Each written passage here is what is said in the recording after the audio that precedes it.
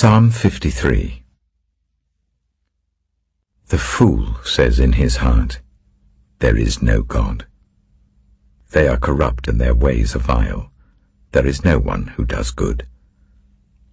God looks down from heaven on all mankind to see if there are any who understand, any who seek God. Everyone has turned away. All have become corrupt. There is no one who does good, not even one. Do all these evildoers know nothing? They devour my people as though eating bread. They never call on God. But there they are, overwhelmed with dread, where there was nothing to dread.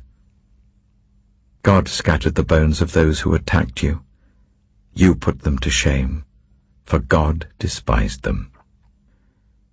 Oh, that salvation for Israel would come out of Zion.